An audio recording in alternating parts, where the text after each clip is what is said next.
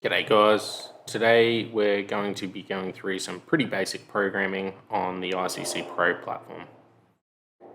So in this demonstration, I've already set up a test mainline with some outputs, a water meter and a master valve. So first step we want to do is go into a Irrigation Programs tab, and if it's blank, which this one is because this is brand new from scratch, you won't be able to just right click on an existing program, open element definition and create a new program. In this instance we have to go to our system definition tab, go down to irrigation program definition, select our field unit and we can hit the plus button. This will create a new program. You can give it a name.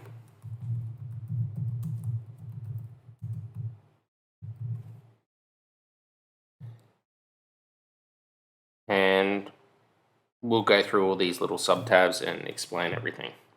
So the notify and change of state is notifying in the reports tab of this program changing status, whether it's actually in start, stop, wait, any of those conditions, or when it's finished successfully. A single program notify and change of state is just for a specific subprogram, not for the whole program group. This action on communication failure, this is predominantly used for things like Piccolo XRs, where if you've got a Piccolo XR out in the field that is in communication failure, you don't want to be running a pump against a closed head. So if you're running a master controller with no slaves off it, then this one here we can usually set to ignore. But if it's an ag system or a system with Piccolo XRs, I generally try to use the wait condition. And we'll move to the next one. This irrigation days method of day interval versus days of the week. Day interval is your interval between irrigation days. So if we've got this set to 0, this program will be a manual start only. If you want the program to start every day, we can change that to 1. And if you want it every second day, every third day, so on and so forth. If you want it to be a specific day of the week, like every Monday, we can do that. Every Tuesday, every Monday and Tuesday, so on and so forth. In this instance, we've only got 1 week selected. In the project properties tab, we can amend this to either be single week or 2 week intervals. And we can do every second day as days of the week, or every 3 days with a 2-day gap, and so on and so forth that way. For this example, I'm just going to go day interval every day, and our start time being midnight. Group stop time is for the program group. So if you want the entire program group to stop at a specific time, specifically councils like to stop around 6 AM. So we could do something like that. If it's agricultural and you know that a specific part of the farm starts picking at a certain time or something like that, you might have a program stop time so that one specific sub-program will not water after 5 PM or something like that. Number of cycles, this is how many times the program will run through.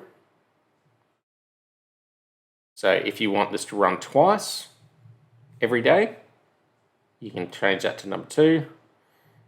This usually gets utilized for municipal systems like councils where they're establishing new turf. You can just have your number of cycles set to 4 or 5 times a day with however many stations there are, with like 20 minutes per cycle, and it'll just continuously run through the day. Interval type, start to start, is if you're doing a 3-hour gap without interval between cycles. If you had this starting at midnight, that means the next program is going to start at 3 a.m. or 6 a.m. after that, or 9 a.m. after that. If you choose end to start, it will be 3 hours after the program finishes. So if this program finished at 12:30, then the next one will start at 3:30. And if that finished at 4, then the next program would start at 7, so on and so forth. We're going to change this back. We only want this to run through once. And we're going to take our start times off. Activations, this is where we can select our mainline. So in this instance, I've got one mainline for this field unit, and I only want one station to come on first. Free outputs.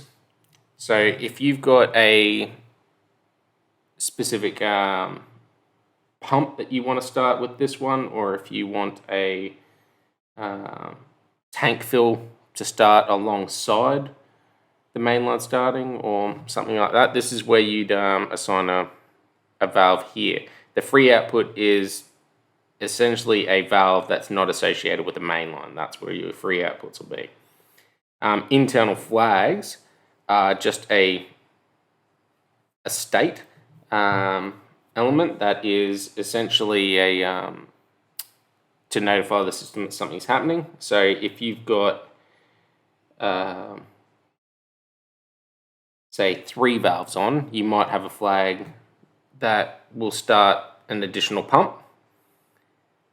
So you could have a separate program that will say multiple outputs are required, multiple outputs on, additional pump start required, something like that. You can do that with an internal flag. It's not very often used. Most of the time we usually stick to logic. They're a bit of an interesting one to set up. We'll move on to water valves delay. So this is where our valve delays are. So if you are running a master controller that's version 8 onwards, you can utilize this valve delay function.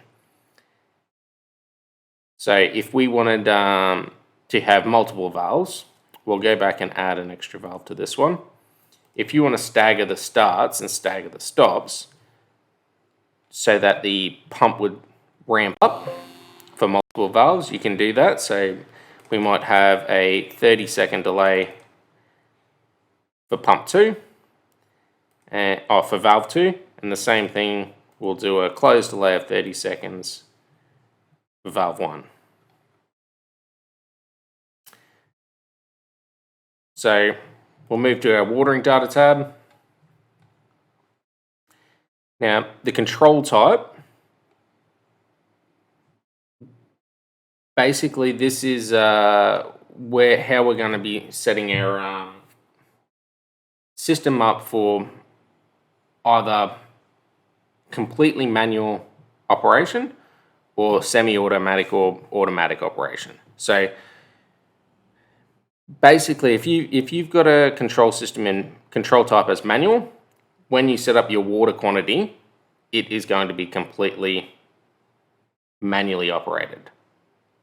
These are going to be separate ones that are be controlled independent of user actions. Semi-automatic is generally for operational domains or program factors. Automatic ET is adjusting via the weather station, and automatic and outside depths are going to be watering via the soil moisture.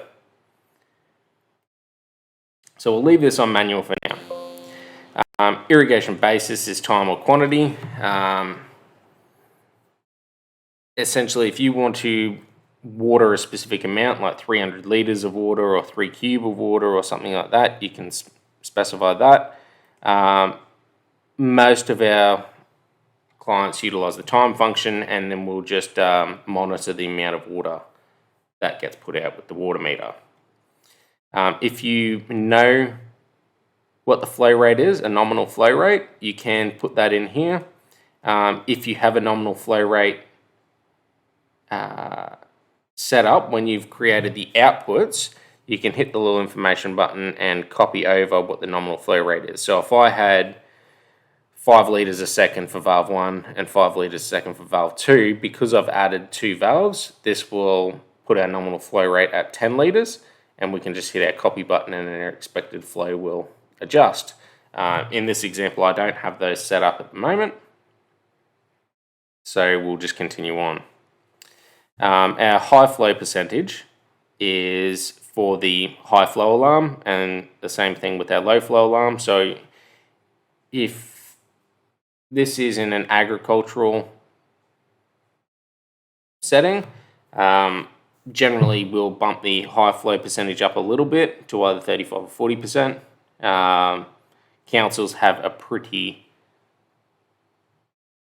set rate of the water coming in, generally because they're potable, or the pump will be pushing out from a tank.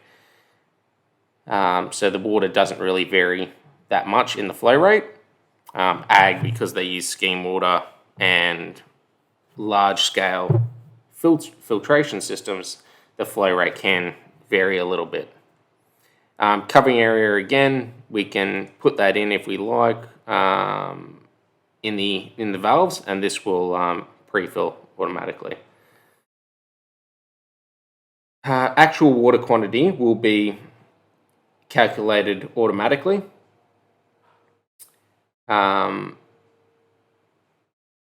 This will be adjusted via us putting in our water quantity rate. So if I was to put in 3 hours, our water quantity will, or our actual water quantity will adjust to 3 hours. This is visible if you hit the little information button. If we save this one and go into it, we only have water quantity, user factor, and water quantity. That's how it's defined. Utilizing different control types will bring up different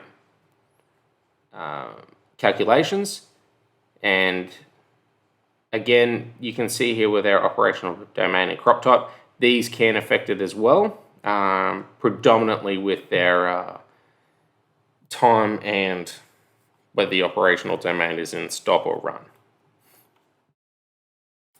And we can also adjust our high and low flow delays here. Advanced watering data isn't really that important at the moment whilst we're just doing a manual program, and we will go through our FERT and advanced FERT later, as well as the conditions. So that's pretty much the first program done. We can hit our little add program to current group, and this will create our sub program.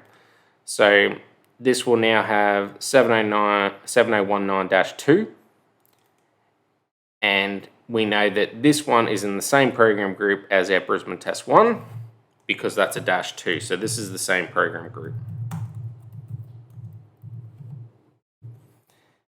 This will sit with a little cross, meaning we can't save at the moment, and that's because if we go to our activations, we don't have a valve associated, but the main line is selected. So this is pre-filled from the previous sub-program. So if I do 3 and 4 on this one, go to our watering data and select 3 hours again, we can save that, and everything else will be pre-filled. So our timing will be exactly the same because it's all part of the same program group.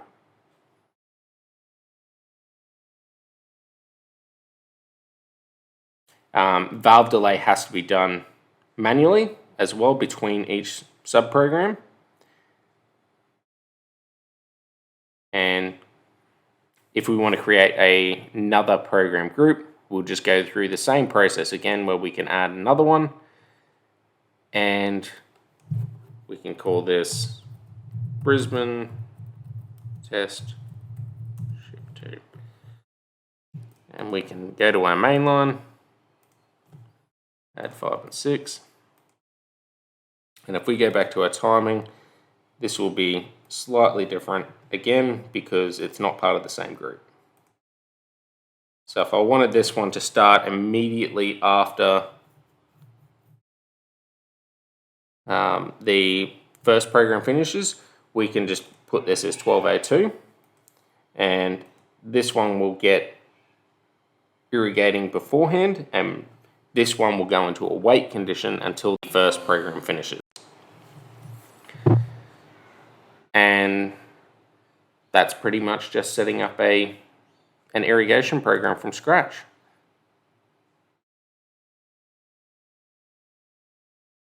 Thank you very much for watching.